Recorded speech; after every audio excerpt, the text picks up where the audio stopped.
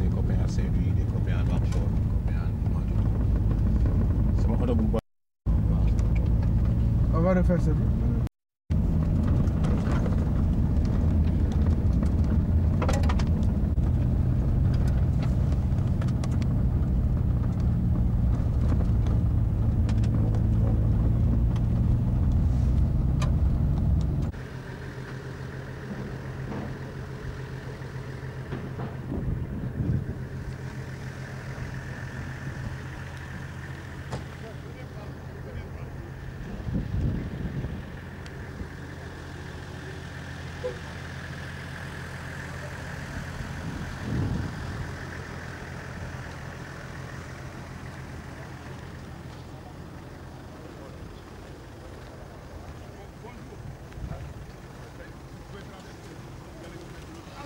Pour à la bentonite. Dans les cas où il y a un petit trou dans la géomembrane, c'est difficile de la perforer, hein.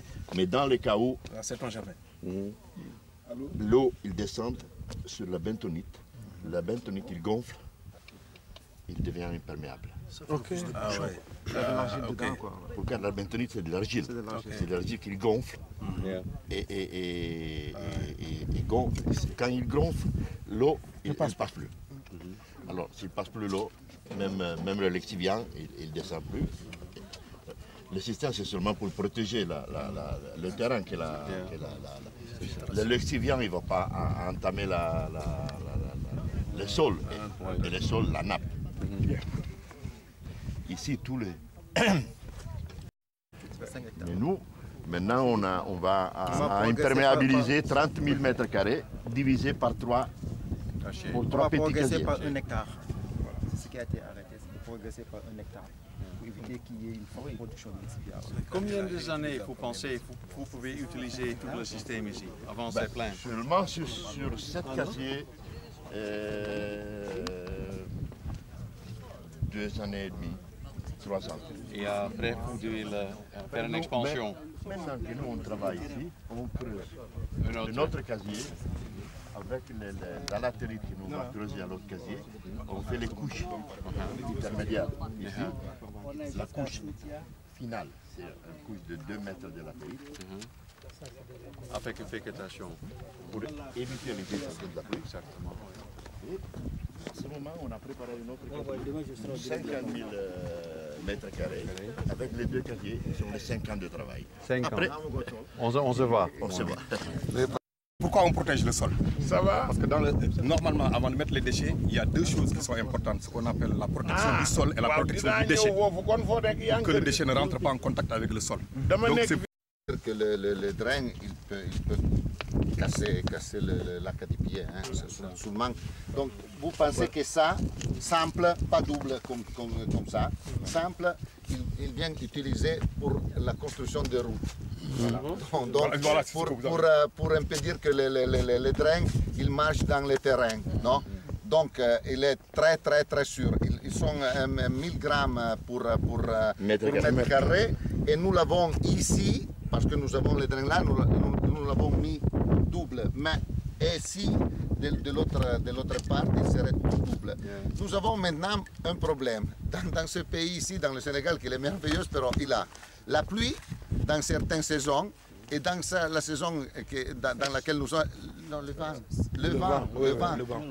Maintenant, il n'y a pas de vent. Mais le matin, c'est impossible de travailler. Donc les ouvriers, ils doivent travailler très vite pendant l'après-midi. Et donc, il n'y a pas une autre solution.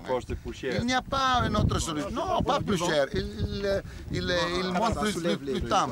Parce que nous avons fait un programme pour terminer avant le mois de février. Et je pense que nous arriverons à le 10-12 de mois de mars. Parce que la pluie, il ne vient pas. Les pompes dans les tubes qui vont à prélever le lixivian et sur la route, il y a un système. Le premier système, il part à peu près à peu près 2 mètres. Il descend, il va terminer dans le lixivian. Oui. Oui. Vous prévoyez de traiter combien de tonnes de déchets? Donc, le CADAC a prévu 5 ans, 500 000. 550 000. 550 000 Oui, tonnes. 500 000 tonnes par an. 500 000 tonnes par an. Et les tonnes, il arrive si vous êtes déjà allé à Mbebes. Et en Bao, En bas, oui, on a voilà. été en bas. Donc, les déchets, il arrive en Bao. Il fait une première opération de tri pour les gens qui fait déjà ça en Mbebes. Non? Donc, mais en conditions différentes, avec le ciment, le tapis, avec un système. Oui. Et donc, après le tri, donc j'ai regardé avec beaucoup d'attention les déchets. Il y a beaucoup de papier dans les déchets, incroyable, beaucoup de papier, plastique, quelque chose en métaux, mais pas beaucoup. Pas de sable. Sable, beaucoup, sable incroyable, et pas beaucoup de verre. Et pas beaucoup de verre. Parce que le verre, il vient déjà utiliser, il vient déjà récupérer de gens. Donc, ça, là-bas, à Mbao, le premier problème, c'est le vent aussi là. Parce qu'on peut faire Rio Carnaval. C'est le papier, il monte et s'en va. Après, il passe l'autoroute. Nous avons déjà prévu de poser des protections pour les... Oui. Pour l'éolique, pour les problèmes de vent. Vous êtes aussi l'opérateur de centre de transfert, c'est la même. Oui. Et aussi le transport de le là, transport, nous faisons c'est votre responsabilité. Oui, sont les camions qui sont là-bas, ils sont déjà prêts. Et nous avons prévu d'acheter 2 ou 3 camions pour être plus tranquille. Mais je pense qu'avec les camions... Vous pensez amener combien de camions ici par jour? 12 camions. Vous allez amener 12 camions qui vont faire 7 rotations. 12 camions vont faire 7 rotations. 90 voyages. Ça fait 90. Ça fait 90 voyages. Mais quand vous analysez vous avez vu le déchet du Sénégal. Oui. Par rapport aux déchets que vous connaissez, c'est un déchet plutôt facile à traiter ou plutôt compliqué à traiter? Donc, j'avais pensé en tout confiance, comme on peut dire, de trouver plus de déchets humides. Il n'y a pas beaucoup de déchets humides. Et ça, c'est une bonne chose. Je ne sais pas. Donc, en Italie, pas seulement en Italie, en France, en Espagne, maintenant, avec les déchets humides, on va produire de l'énergie électrique. Oui, biogaz, après l'énergie, mais pas biogaz dans la décharge, c'est un niveau différent, c'est-à-dire on prend, il y a des usines dans lesquelles on va à déposer, c'est un système à peu près une mayonnaise. Non, c'est comme on l'appelle comme ça. C'est une mayonnaise pour les déchets humides. Ils vont produire biogaz et après on trouve des matériels qu'il a. Ce qui n'est pas le cas ici au Sénégal. Oui, ça, le cas maintenant, il y a un coût très très cher. Donc il est mieux faire les choses avec de petits passages. L'escalier, il est, je vous dis, en Italie, 10 ans avant d'aujourd'hui, il y avait en toute l'Italie, je pense, 15 ans, 3 exploitations qui faisaient ça, le traitement de déchets. Donc c'est-à-dire c'est un secteur, l'environnement, pour l'environnement dans le secteur des déchets, qu'il marche encore avec de nouveautés. Ici, on peut seulement penser de trouver le biogaz dans la décharge. C'est une richesse, parce que c'est une richesse. Et on va seulement avoir, après, je dis, on doit partir. Après la première année, on peut faire une relation et je peux dire alors, les choses sont comme ça, comme ça, comme ça. Vous avez vu l'état de la route de Forêt de Mbao, ici, c'est là où essentiellement vous allez circuler. 90 rotations, vous pensez que c'est supportable pour le transport ici? Et que ça ne posera pas, pendant la nuit, ça ne posera pas de problème? Non, ça ne posera pas de problème parce que quand nous avons réfléchi sur la question, on travaille en 3x8, d'accord? Et les brigades ont été modulées de telle sorte que toutes les brigades ne font pas le même nombre de rotations. Et c'est la nuit qu'on va faire le maximum de rotations, c'est-à-dire c'est dans la nuit que le camion X va faire à peu près 4 rotations.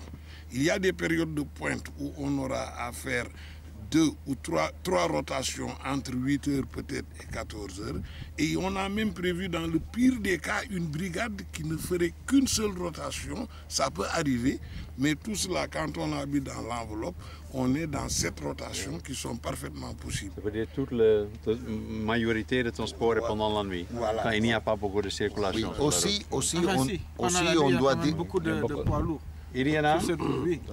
Aussi, on doit dire que je pense que pas tous les villes de le Kadak, ils viennent à Ambao. Peut-être que quelqu'un il vient directement tous les départements de Rufisque qui viennent ici. Oui, mais ça c'est supporté par des privés. Quoi ça? Non. Ah oui, Diagne a eu l'intelligence de couper ça. Hein, de faire vraiment un transfert et un traitement à part et ensuite de faire une collecte et un transport jusqu'au lieu de traitement, jusqu'au lieu de transfert. Donc tous les véhicules du département de Rufisque jusqu'à Yen et Sangalkam viennent ici directement. Alors tous les véhicules des départements de Guédiawaye et Dakar et consorts passent par le centre de transfert. Oui, mais dans le centre de transfert, apparemment la qualité des déchets avec ceux qui vont venir ici directement, ils seront différents. Ils seront différents. Pour le moment, et comment vous allez traiter cette différence-là? Non, ils seront différents. Ils seront différents parce que les déchets de Mbao, ils seront triés. Non, il y a d'opérations de tri. Les autres déchets, pour le moment, ils n'ont pas aucune opération de tri. Mais, comme je dis, on va à commencer. Après, on peut penser de faire des autres choses différentes. Pour exemple, aussi ici, on peut penser de faire des opérations ou de tri ou de triage. Parce que les déchets, il est très important qu'il ne reste pas les sacs entiers dans la décharge. De criblage. Toujours, tu me dis ça. Est-ce que ce centre pourrait éventuellement accueillir, des personnes comme ceux qui sont à Mbobos qui viennent faire du triage ici directement? Donc, c'est un exode. Oui. Oui, on doit penser Vous ne souhaitez pas ça? C'est exclu dans le... C'est exclu, c'est pas exclu. Donc ici, dans le loi, il doit être ouvrier de Sindia, de Mbour, d'Ias, donc d'ici. Parce que c'est normal, les gens qui sont sur le territoire, ils veulent dire, je tiens la décharge, dans mon territoire, je veux le travail. Non, je ne parle pas d'exode. Non, je ne parle pas d'exode. Il n'y a pas de récupérateur. C'est-à-dire, ici, il n'y aura pas de récupérateur. C'est absolument pas possible. Le système est conçu de telle sorte qu'on ne peut pas avoir de récupérateur ici. D'accord. C'est une unité industrielle douce, c'est une technologie douce qu'on développe ici.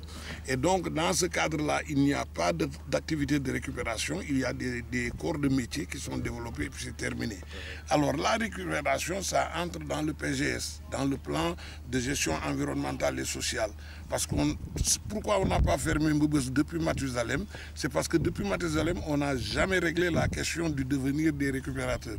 Et c'est dans ce projet seulement qu'on a trouvé l'ouverture pour dire, mais si on fait ça, on pourra fermer Mbobos parce qu'on prendra en charge le problème des récupérateurs. Mais ici, ce sera tellement sécurisé parce qu'il y aura un double périmètre. D'abord, le périmètre du casier en exploitation, le périmètre de la surface. Il y a tellement de canaux que les gens, personne ne peut venir ici.